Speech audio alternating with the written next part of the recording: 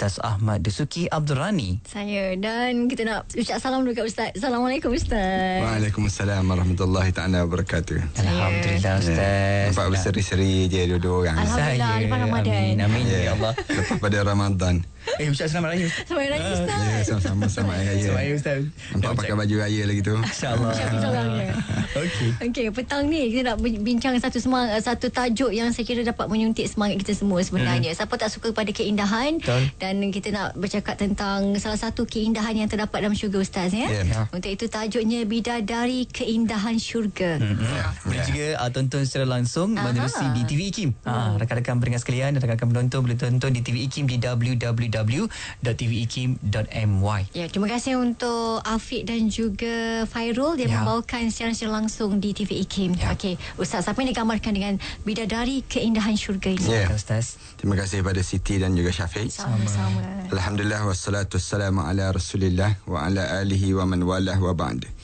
Alhamdulillah, pada di antara siri-siri terakhir kita dalam membicarakan tentang mengenai syurga ini, kita akan berbicara tentang mengenai satu tajuk yang digambarkan tentang mengenai keindahan syurga, iaitu bidadari. Satu kalimah yang ternanti-nanti dan kita seringkali teragak-agak bagaimana kejadian, bagaimana keindahan yang dimasukkan dengan bidadari ini. Sedangkan dunia ini Allah hiaskan dia dengan penciptaan yang tersendiri. Kan dalam dunia ini Allah jadikan zuyyina linnas hubbus syahawati minan nisa'i wal banina wal qanatiril muqantarati minaz zahabi wal fiddah.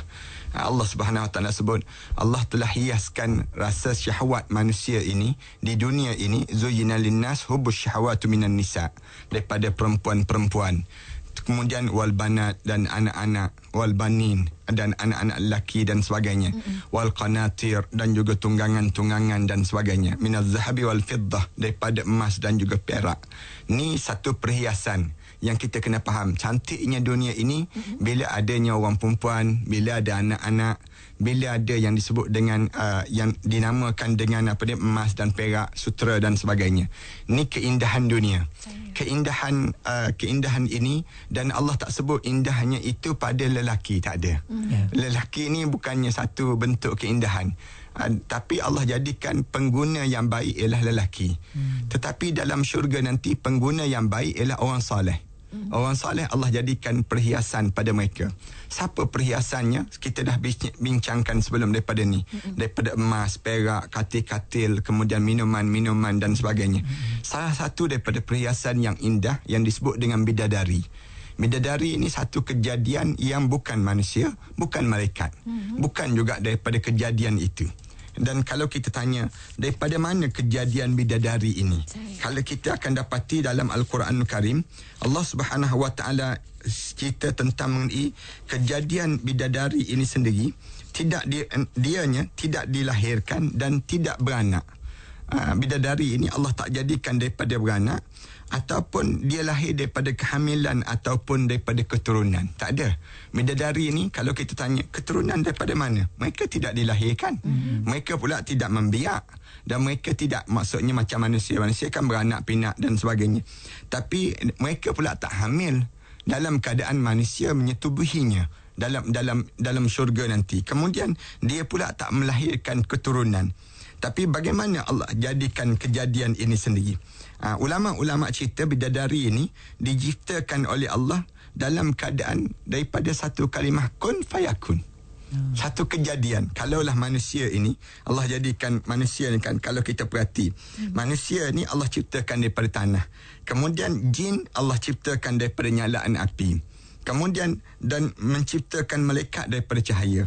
Firman Allah Ta'ala dalam Al-Quran, khalaqal insana min salsalin kal fakhar wa khalaqal janna min marijin min nar. Allah cerita demikian. Allah ciptakan manusia daripada tanah kering, kemudian daripada tanah kering, kemudian kal fakhar, dalam keadaan tembikar begitu, pecah, kemudian daripada debu-debu begitu. Wa khalaqal janna min marijin min nar.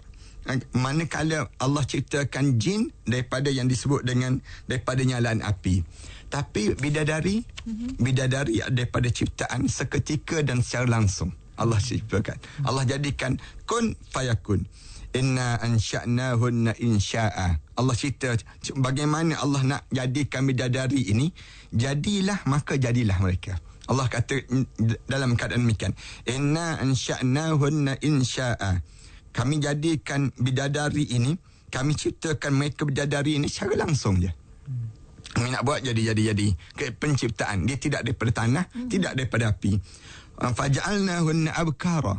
Lalu Allah jadikan bidadari ini dalam keadaan yang Allah cipta dalam keadaan perawan-perawan semua. Abkara. Muda je, tak ada tua-tua. Tak perlu pakai alat kosmetik. Kita sebut demikian. Kemudian urban atraba. Dalam keadaan penuh cinta dengan keadaan umur dia.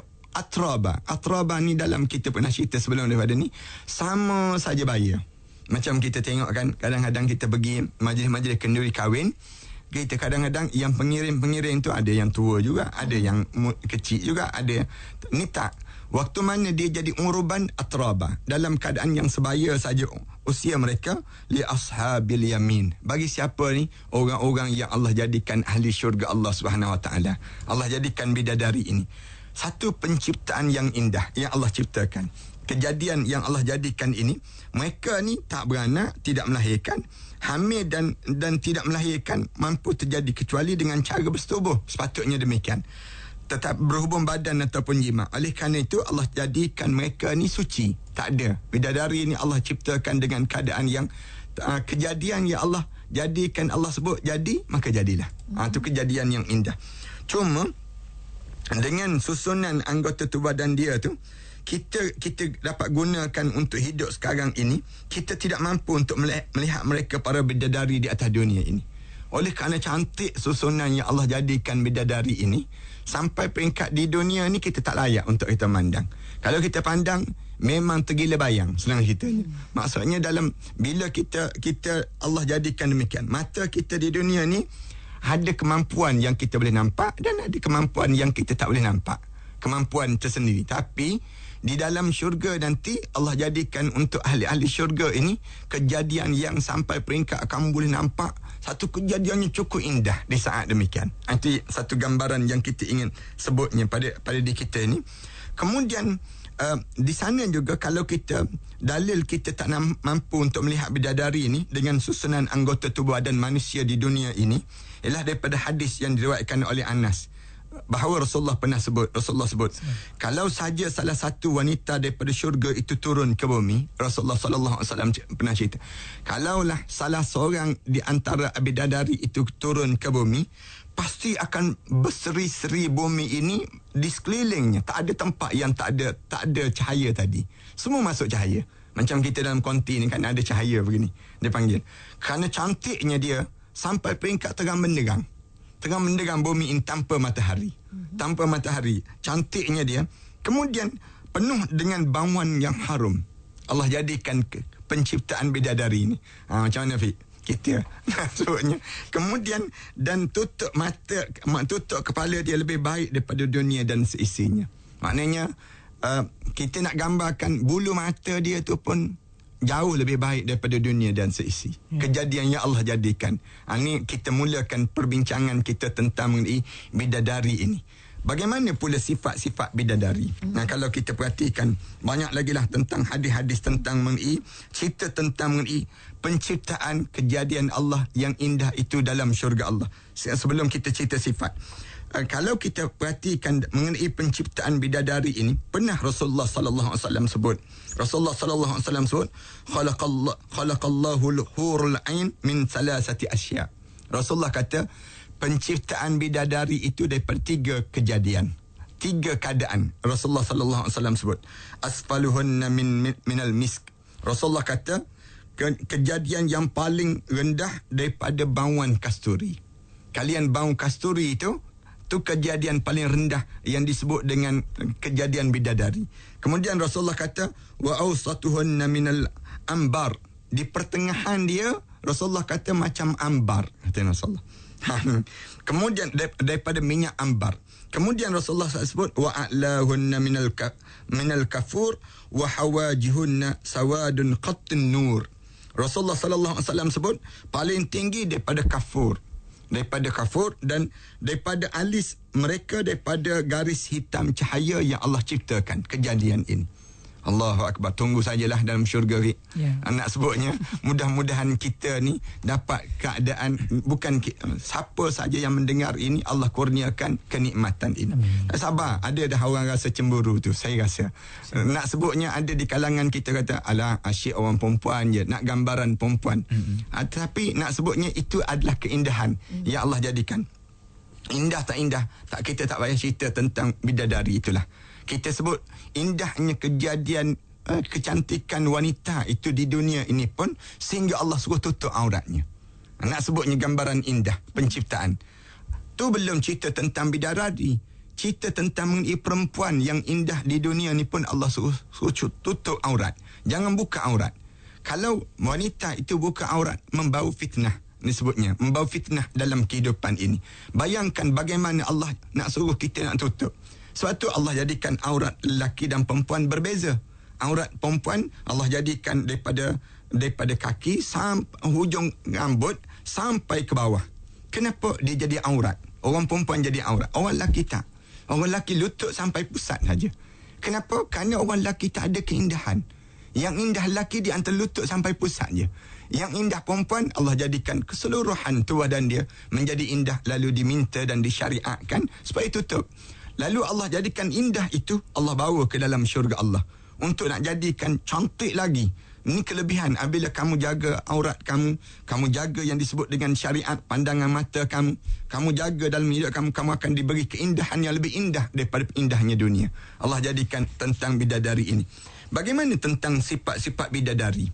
Kita akan dapati di sana Allah Ta'ala berfirman, di antara sifat bidadari ini ditunjukkan dalam keelokan, kecantikan, akhlak dan kebersihan.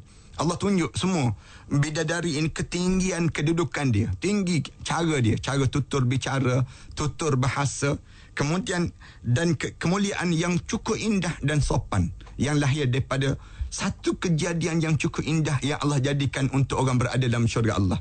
Kejadian demikian. Saya tak boleh nak gambarkan tentang kadang-kadang kita berjumpa ada manusia yang berakhlak, peribadi yang baik. Bila kita berjumpa dengan dia, kita rasa keseronokan. Bila kita duduk sebelah dengan dia kan. Ada orang yang bila kita berjumpa dengan orang yang akhlak dia cantik, peribadi dia indah, kita duduk sebelah dia tu kita rasa seronok, tenang, lapang, kita rasa nak berselfie je dengan dia. Panggil demikian. Rasa kita ni rasa nak je nak ambil gambar, nak ada kedudukan kita dengan dia. Tapi cuba kita duduk sebelah dengan orang yang buruk akhlak. Kita rasa bosan. Kita duduk, minta maaf nak sebut, duduk sebelah dengan orang penghisap rokok misal contohnya. Bosan kan kita? Serabut ada, tension pun ada. Kita asyik tanya, bila lah dia ni nak mati? Tanya demikian. Nak sebutnya kan, ini contoh. Belum lagi kita cerita tentang duduk sebelah penagih dadah, belum lagi kita cerita tentang duduk sebelah dengan peminum arak dan sebagainya. Tetapi nak sebutnya bidadari Allah jadikan sifat dia ni sifat yang sempurna dengan tujuan nak suruh indahnya rasa seronoknya berada dalam syurga Allah. Firman Allah Ta'ala dalam Al-Quran Karim, Allah cerita dalam surah Al-Waqi'ah, secontoh ayat 22 hingga 23, wa hurun ain ka'amsalil lu'lu'il maknun. Allah cerita, dan ada bidadari itu bermata dia tu bulat, mata bulat, hitam, kemudian tajam pandangan mata dia. Kemudian ka'amsalil lu'lu'il maknun. Katanya Allah dalam Al-Quran, seumpama mutiara-mutiara yang tersimpan dan dalam keadaan maknun. Maknun ni terkelip-kelip, mata dia tu kita nampak bersinar. Dahlah bulat, kemudian mata dia tu ka'amsalil lu'lu'il maknun. Allah gambarkan cantik dia tu, mata dia tu berseri-seri, keluar bling-bling-bling. Nak sebutnya gambaran bagaimana indahnya dalam syurga nanti. Rasulullah sallallahu alaihi wasallam pernah menafsirkan ayat ini. Rasulullah pernah bersabda, safa'uhunna safa'ud daril fil asdafil lati lam tamassul al-aidi. Rasulullah kata, sucinya bidadari ini, sifat dia ni, sucinya mereka ni daripada kemurnian mutiara di dalam rumah yang tak pernah disentuh oleh mana-mana tangan. Mutiara yang cantik yang disimpan dalam rumah, yang dalam bekas, yang tak pernah disentuh oleh mana-mana jari. sucinya. Macam kita ni kan, kalau kita pegang handphone ni, kita nampak terkesan bekas pada jari-jari kita, pada handphone kita, ataupun kita pegang pada cermin, nampak. Ni tak. Rasulullah sallallahu alaihi wasallam sebut bagaimana sucinya dia dalam keadaan peribadi yang Allah jadikan. Kemudian dalam ayat yang lain Allah Subhanahu Wa Taala sebut fihinna khairatun hisan. Di dalam syurga itu, kata Rasulullah, bidadari yang hisan, yang penuh dengan kecantikan. Bahasa Melayu kita ni tak banyak, tetapi bahasa Arab ini Allah jadikan dia banyak yang berbeza-beza maknanya. Kita jadi satu makna je. Tetapi nak sebutnya cantiknya bidadari ini, Allah jadikan. Rasulullah dalam menafsirkan ayat ni, Rasulullah sallallahu alaihi wasallam sebut khairatul akhlaq hisanul wujuh. Rasulullah sebut cantiknya akhlak dan juga cantiknya di sudut rupa paras. Orang Melayu kita ni kan, ada orang kita biasa dia sebut, dia kata harap muka je cantik, perangai hodoh, dia sebut demikian. Kita ada kan demikian, muka cantik, perangai hodoh. Ada yang orang yang muka hodoh tapi dalam hati ada taman, dia sebut demikian. Ini pun ada juga istilah. Ni tak ada pada bidadari. Bidadari ni Allah jadikan dua-dua, akhlak dia, sopan santun dia. Kemudian dalam masa yang sama Allah jadikan pada dia dalam keadaan secantik-cantik kejadian yang Allah jadikan ini sendiri. Rasulullah sebut demikian. Dalam firman Allah Ta'ala yang lain, sifat di antara sifat bidadari lagi, li ashabil yamin. Bagi siapa ni? Bagi orang yang golongan kanan, orang yang penuh dengan, kami ciptakan bidadari ini li ashabil yamin, untuk orang-orang yang hidup dia dalam keadaan mementingkan agama. Orang yang letakkan agama keutamaan dalam hidup mereka. Penuh dengan rasa cinta. Mereka dicintai dan dekat dengan hati. Sebaya umur mereka sama dalam umur dilahirkan dalam keadaan bersamaan. Dan tak ada antara mereka yang lebih besar maupun yang lebih kecil. Maknanya sebaya saja nampak. Itu cara Allah jadikan demikian. Kemudian di samping itu kecantikan dan cahaya dia tak akan pudar sampai bila-bila. Kita ni kan, kalau kita beli barang handbag baru, lama-lama jadi handbag buruk lah kita. Kita beli kasut baru, lama-lama kasut buruk. Tapi dia tak. Baru dia tu sentiasa kekal dan mekar sepanjang masa. Dalam kejadian yang Allah jadikan. Dalam ayat yang lain Allah Subhanahu Wa Taala sebut ka'annahunnal yaqut wal marjan. Allah Subhanahu Wa Taala sebut seakan-akan bidadari itu penuh dengan yaqut wal marjan, penuh dengan tinta-tinta, kelipan-kelipan yang indah. Tu dan dia tu bling-bling-bling tu banyak, senang ceritanya. Nak sebutnya geram je sepanjang masa.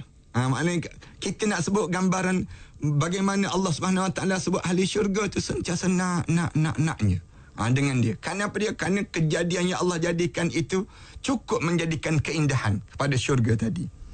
Sabarlah sikit untuk masuk dalam syurga Allah. Kerana hidup atas dunia ni lebih kurang 60 tahun hingga 70 tahun saja. Siapa yang terlampau tamak terhadap dunia, dia akan kehilangan keindahan syurga. Kalau kita hidup dalam keadaan sentiasa tamak dengan dunia. Tetapi bila kita rasa indahnya akhirat, kita akan rasa betapa nikmat-nikmat itu akan dekat dan hampir dengan diri kita. Sebab tu Allah jadikan ujian dalam beragama ini terlampau banyak. Bila kita banyak ujian ini, semakin banyak ujian, semakin tabah kita dalam menghadapi ujian, semakin senanglah kita mengecapi nikmat-nikmat syurga. Tetapi kalau sekiranya kita hidup di atas dunia ini, kita tak sabar dalam mentaati perintah Allah, maka kita akan hilang keindahan syurga dalam hidup kita. Sebab tu pernah Rasulullah ditanya oleh sahabat, "Ya Rasulullah, boleh tak kita kenal orang ni ahli syurga ke orang ni ahli neraka ya Rasulullah?" Rasulullah jawab terus, di dunia ni lagi kita boleh kenal orang ni ahli syurga ke orang ni ahli neraka. Sahabat-sahabat pelik kan, "Ya Rasulullah, boleh ke kita kenal orang ni ahli syurga ke orang ni ahli neraka di atas dunia ni lagi ya Rasulullah?" Rasulullah jawab, "Ya, falimada ya'milul amilun, untuk apa lagi kita beramal ya Rasulullah? Kalau kita dah kenal dah orang ni ahli syurga, orang ni ahli neraka ya Rasulullah." Rasulullah kata, "Kulli ma yussira khuliqalah." Allah akan permudahkan jalan mana yang dipilih. Kamu boleh nampak ahli syurga ni di dunia lagi. Pribadi dia, perangai dia, akhlak dia, tingkah laku dia, tabahnya dia dalam menghadapi ujian, dalam hidup dia ni dia nampak pribadi dia. Tapi ahli neraka kita boleh cam terus. Tapi jangan pula lepas pada ni kita balik paling-paling sebut. Tengok muka Fik macam neraka je gitu. Jangan kita sebut sama-sama demikian di kalangan kita, jangan. Tapi kita ni diajar supaya kita bertungkus lumuslah untuk mewajahkan diri kita menjadi wajah ahli syurga Allah SWT. Kita berhenti seketika. Mudah-mudahan Allah jadikan kebaikan pada kita. Amin, insya-Allah. Kembali selepas ini. Menerusi rancangan Mauizati. Silakan Ustaz. Ya, bila kita cerita tentang mengenai bidadari ni, memang kita sengaja untuk nak suruh di kalangan kita jadi rasa gila bayang, senang ceritanya. Untuk kita nak suruh di kalangan kita ni rasa tak sabarnya untuk kita mendapat nilaian keindahan syurga itu untuk diri kita. Kita cerita ni dengan tujuan, sebab tu dalam Al-Quran Karim sering kali menyebut tentang mengenai kenapa diceritakan tentang bidadari ini. Diceritakan dengan tujuan nak suruh kita ada perasaan tamaknya kita terhadap beribadah, dan kita rasa nikmatnya tentang suasana yang ada itu, dan kita akan rasakan keadaan demikian di dunia ini lagi. Ini orang yang ahli sufi, orang yang tasawuf dan sebagainya, dia akan rasa fana terhadap dunia. Dia tak rasa dunia ini menjadi kejaran dan hambatan, tetapi dia rasa bahawa dunia ini tempat untuk kita berjalan sementara sahaja, untuk kita melalui seketika sahaja untuk menikmati nikmat di sana nanti. Nikmat di sana nanti ni Allah jadikan nikmat-nikmat yang indah. Di antaranya daripada akhlak-akhlak bidadari, kecantikan pribadi bidadari itu. Di antaranya Allah jadikan dalam Al-Quran Karim, Allah Subhanahu Wa Taala sebut bagaimana cantiknya akhlak, tak boleh lawan akhlak Nabi Muhammad sallallahu alaihi wasallam. Bidadari ini Allah jadikan lebih dalam keadaan yang kecantikan pribadi Rasulullah sallallahu alaihi wasallam tadi semua ada kepada bidadari ini. Wa innalaka ala khuluqin azim. Allah jadikan, sesungguhnya kami telah jadikan kamu ni pribadi yang cantik wahai Muhammad. Allah jadikan demikian. Dan Allah jadikan daripada Abu Hurairah, dia sebut bahawa Rasulullah sallallahu alaihi wasallam sebut, aqrabukum minni majlisan yaumal qiyamah wa hasinukum akhlaqa. Kalau kamu nak dapat bidadari dalam syurga, di antara caranya kamu peribadikan diri kamu dengan akhlak yang baik. Rasulullah sebut, aqrabukum minni majlisan, orang yang paling dekat dengan aku pada suatu saat di akhirat nanti, dalam majlis nanti, yaumal qiyamah, pada hari akhirat nanti, uhasinukum akhlaqa, orang yang memperelokkan akhlak-akhlak di atas dunia ini.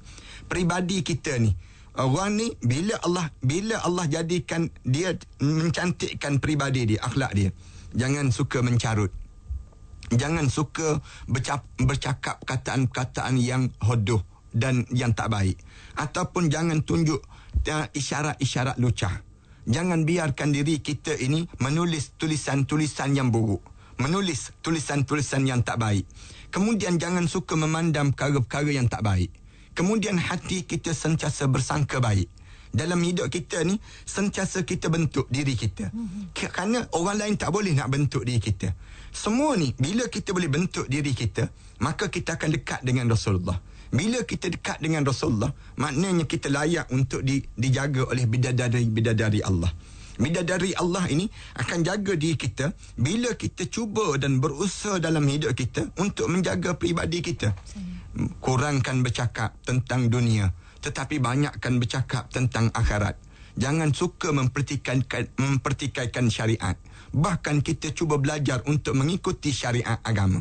Hidup kita ni begitu, membentuk diri kita, bukan kita dibentuk oleh orang ramai. Kadang-kadang kalau kita tengok sekarang ni, orang kita suka membentuk diri berdasar pada persepsi manusia. Persepsi manusia ni satu penyakit yang baru yang sedang menimpa di kalangan umat manusia pada hari ini. Dia cukup takut kalau orang menganggap begitu. Dia tak jaga yang bagaimana Allah menganggap padanya. Yang ni yang bahaya. Dalam hidup kita, kita jangan hidup dengan nantikan apa orang kata, nantikan apa yang orang suka, nantikan apa yang orang tak suka. Tetapi kita tak pernah membentuk diri kita menjadi apa yang Allah nak pada diri kita. Yang ni yang bahaya dalam hidup. Jangan hidup berimankan dengan persepsi. Manusia sekarang ni beriman dengan persepsi, sehingga kan dia meninggalkan syariat agama, yang akhirnya buruk akhlaknya. Suka mencarut, cuba baca dalam Facebook, cuba tengok dalam Twitter, Instagram dan sebagainya, saling cela-mencela. Apakah dalam hidup kita begitu yang kita rasa kita dapat bidadari ini? Allah jadikan bidadari ini, kecantikan akhlak Rasulullah sallallahu alaihi wasallam itu dijadikan kepada bidadari ini. bidadari ini dijadikan untuk ahli syurga yang hidupnya tak suka mencarut, yang hidupnya tak suka nak sumpah seranah. Hidup dia dalam hidup dia terjaga, baik kata-kata, tutur bahasa dan akhlaknya. Yang ni penting. Siapa dia? Mestilah kita. Kita ni mesti menjadi orang yang sebegitu. Membentuk diri ni, dia tak boleh orang lain. Tak boleh orang lain nak bentuk diri kita, tetapi kita yang bentuk diri kita untuk menjadikan kita ahli syurga. So itulah dalam hadis Rasulullah kata, baikilah diri kamu. Akhlak diri kamu ni menjadikan diri kamu semakin baik, semakin baik. Oleh itu Allah bekalkan bidadari yang jelita dan akhlak yang lurus ini agar mereka sebanding dengan akhlak mukmin dalam syurga nanti. Bila kita akhlak kita ni cantik, dah terjaga hubungan kita dengan diri kita sendiri. Jaga akhlak kita. Kita kan suka sangat buat khianat pada diri sendiri. Orang kita, dia tak perasan dia sedang buat khianat pada diri. Bila dia buat khianat? Bila ustaz buat khianat? Malam-malam kita sedang tidur, tiba-tiba kita terjaga. Kita buang air kecil saja. Tapi kemudian kita tidur kembali. Kan kita buat khianat pada diri kita. Patutnya kita dah bangun, dah buang air kecil. Semayanglah sunat 2 rakaat. Maknanya, kamu tak ada akhlak. Kamu tak ada akhlak. Kamu buruk akhlak kamu dengan diri kamu. Kamu minum sambil berdiri. Majlis hari raya, kamu tak ambil peduli tentang akhlak kamu. Depan orang ramai kamu boleh minum. Kamu buat khianat pada siapa? Kamu buat khianat pada diri kamu sendiri. Kamu tak jaga akhlak dalam hidup kamu. Bila kita pergi ke tandas awam, kita kencing sambil berdiri. Dalam keadaan kita tak jaga akhlak. Dia panggil. Akhlak ini dibentuk pada diri kita, membentuk diri kita. Untuk siapa kita bentuk? Untuk diri kita dengan dalam syurga nanti. Yang ni yang kita kena faham. Konsep kita ni lari jauh sangat dalam hidup. Sehingga kan bila kita lari jauh dalam hidup kita, akhirnya kita bercita-cita nak pada bidadari. Gila bahiang kita dengan nak pada bidadari. Tapi akhlak kita tak seindah akhlak bidadari. Allah jadikan akhlak bidadari tadi daripada ciptaan kejadian Nabi Muhammad sallallahu alaihi wasallam. Kemudian Allah cantikkan pada dalam keadaan kejadian ini sendiri. Kemudian dalam keadaan begitu Allah jadikan hubungan keduanya menjadi semakin kuat. Sehingga kan di antara akhlak manusia dengan akhlak bidadari tadi menjadi kuat. Sehingga kan kemuncak hidupnya menjadi cinta. Mahkotanya akhlak. Jasadnya jujur serta lisannya puji dan syukur dalam hidupnya. Yang ni yang digambarkan dalam kitabnya nak sebut. Bila sampai satu peringkat manusia ni jaga-jaga, Allah jadikan bidadari ini untuk mereka. Siapa dia? Orang yang hidup dia cinta hanyalah pada Allah. Letakkan dalam diri dia. Kemudian mahkotanya akhlak. Keindahan dia tu daripada akhlak yang tercipta. Jasad dia penuh dengan kejujuran. Tak ada nak rasa nak khianat, nak makan rasuah, nak buat klaim palsu, nak buat benda-benda yang dilarang oleh syarak dan sebagainya. Tak ada. Bahkan lisannya sentiasa memuji dan syukur pada Allah SWT. Untungnya kalau kita dapat demikian. Allah berfirman dalam menyifatkan bidadari ini, firman Allah, fihinna khairatun hisan. Allah Subhanahu Wa Taala sebut dalam syurga itu ada bidadari-bidadari yang cantik-cantik yang Allah sediakan untuk diri kamu. Allah sebut wa indahum qasiratut tarfi atrab. Allah Subhanahu Wa Taala sebut dan pada sisi mereka bidadari ini tidak liar pandangan dan sebaya saja umur dia. Mata bidadari itu disebutnya hanya memandang suami dia saja.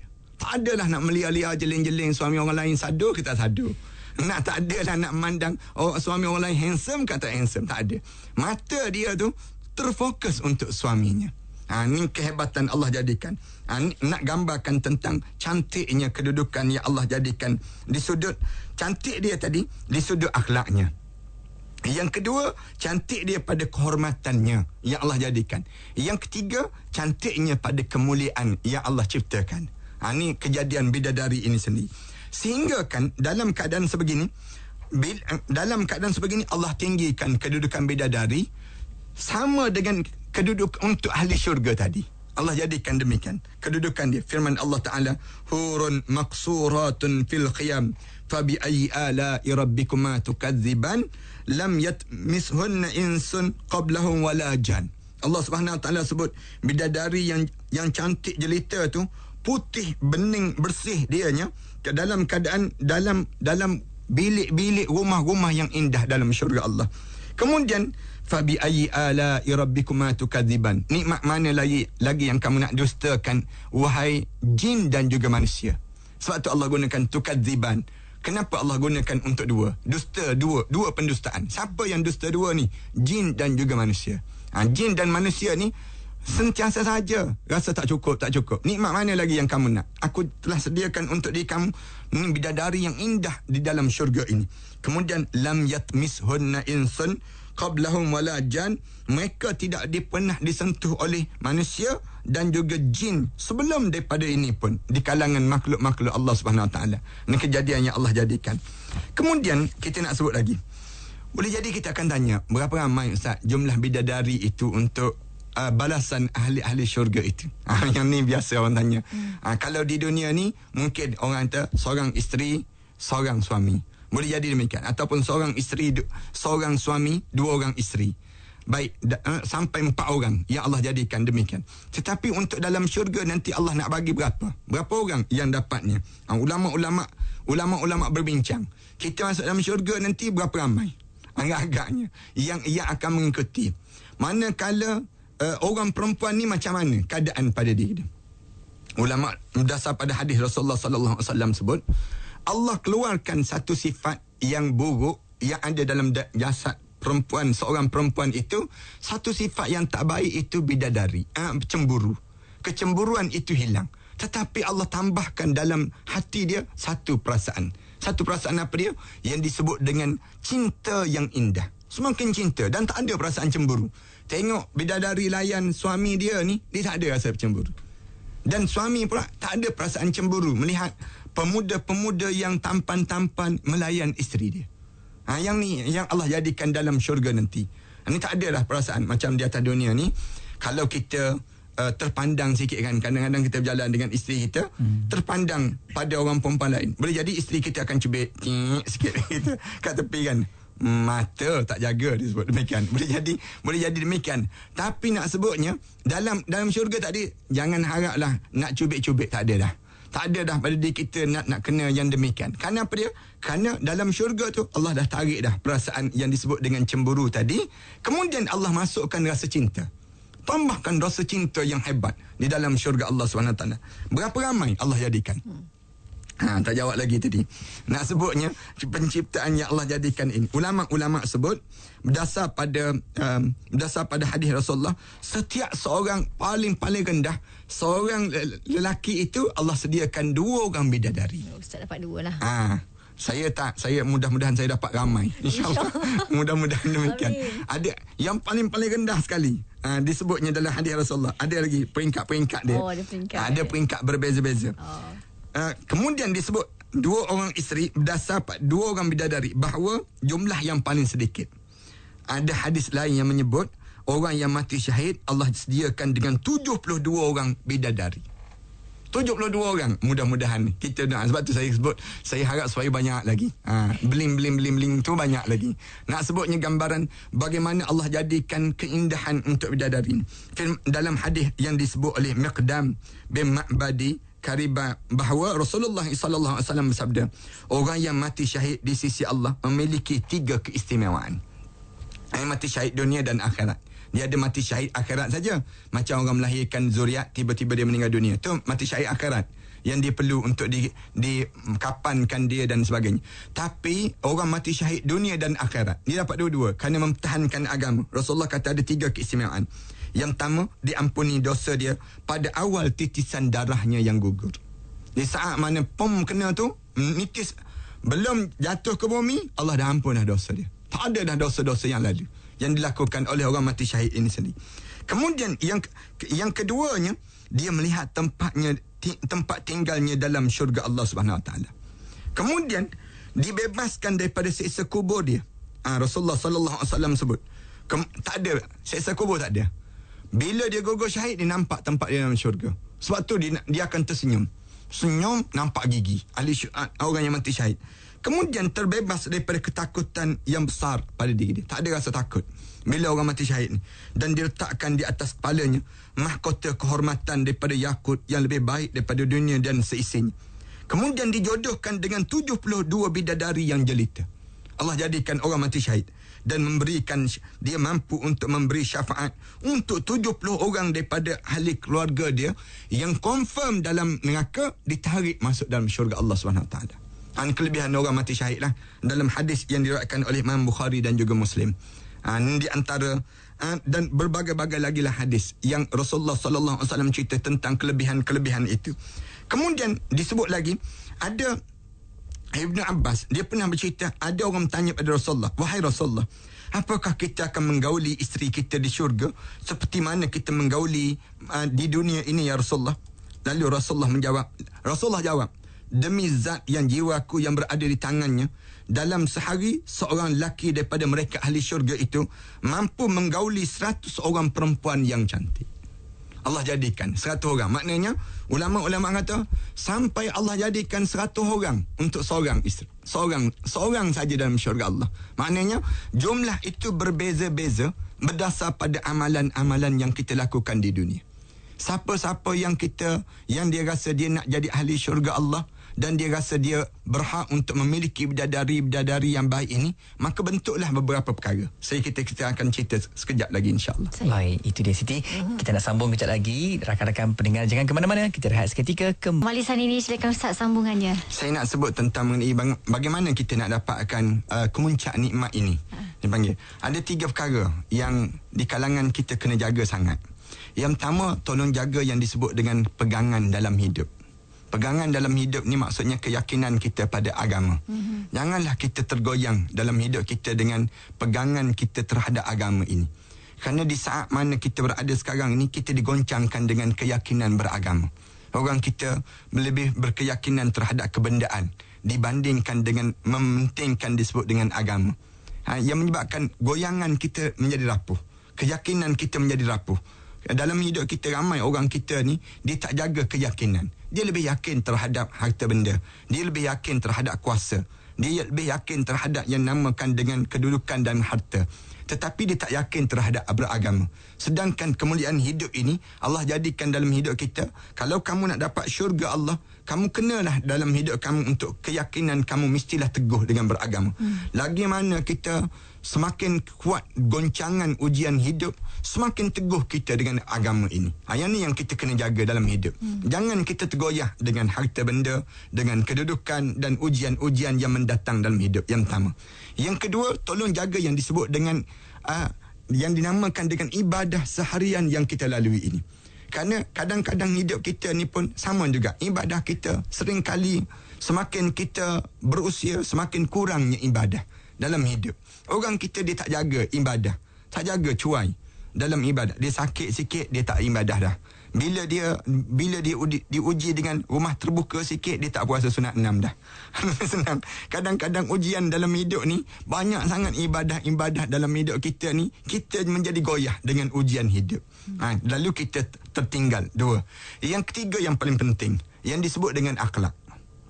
Akhlak dalam hidup kita ni, jangan dekat dengan zina. Jangan hampiri zina. Wala taqrabuz zina. Innahu kana fahishatan wa sa'a sabila. Jangan kamu hampiri dengan zina. Bila kamu hampiri zina, dia merupakan wasa asabila, seburuk-buruk kesudahan dalam hidup kamu. Allah jadikan sampai peringkat Allah cerita tentang mengenai zina ini kana fahisha, benda yang keji, benda yang tak baik. Dia panggil kalau kita disebut maknanya najis, fahisha. Kamu jangan dekat. Bila kamu dekat dengan perkara demikian, wasa asabila, kesudahan kamu buruk dalam hidup kamu. Kenapa? Kerana kamu tak akan dapat atraba, wanita-wanita bidadari-bidadari yang indah dalam syurga nanti. Bila kamu dekat dengan benda-benda yang demikian, yang menyebabkan akan hancur disebut nasab dan keturunan kamu. Yang ni akan mendatangkan dosa dalam hidup kamu. Ni Islam suruh jaga. Sebab tu dikaitkan dengan zina ini dengan bidadari-bidadari. Bidadari dalam syurga nanti. Kerana orang kita ni, cuba kita tanya jawatan pendaftaran, berapa ramai anak-anak luar nikah yang telah didaftarkan di negara kita? Beratus ribu anak luar nikah yang didaftarkan. Punca apa dia? Punca orang kita tak nak bidadari yang Allah sediakan dalam syurga nanti. Kita tak rasa semangat itu. kita tak digambarkan tentang mengenai bagaimana indahnya dalam syurga Allah nanti. Akhlak kita menjadi hodoh di saat mana kita berada di penghujung dunia dan zaman ini. Bila kita akhlak kita hodoh dan kita tak jaga peribadi kita ini, akhirnya kita tidak akan melayakkan diri kita di kalangan ahli syurga Allah yang selayaknya untuk mendapat di kalangan mereka tersebut. Mari kita mengambil kesempatan berbaki Syawal ini dalam keadaan yang kita bersungguh-sungguh menjaga diri kita agar nama kita tertulis dan melekat indah di pintu-pintu syurga, dan kita termasuk di kalangan mereka-mereka yang akan diberi nikmat, bagaimana nikmat-nikmat yang kita bicarakan dalam syurga Allah Subhanahu Wa Taala nanti. Wallahu a'lam. Saya Alhamdulillah habis sudah, dan ada sambungannya lagi, tak habis lagi. Bab syurga ni panjang kata Ustaz. Kita akan sambung minggu depan. InsyaAllah. Terima kasih diucapkan kepada tetamu kita, iaitu yang bahagia Ustaz Ahmad Dusuki Abdul Rani. Tajuk kita Syafiq, Ya, bidadari keindahan syurga yang kita bicarakan pada petang ini. InsyaAllah ada sambungan nanti kata Ustaz untuk minggu hadapan pula. Terima kasih Ustaz atas kesudian untuk sama-sama kongsi ilmu pada minggu ini. Dengarkan ulangannya pagi nanti jam 3.15 pagi. Assalamualaikum Ustaz. Waalaikumsalam warahmatullahi taala wabarakatuh.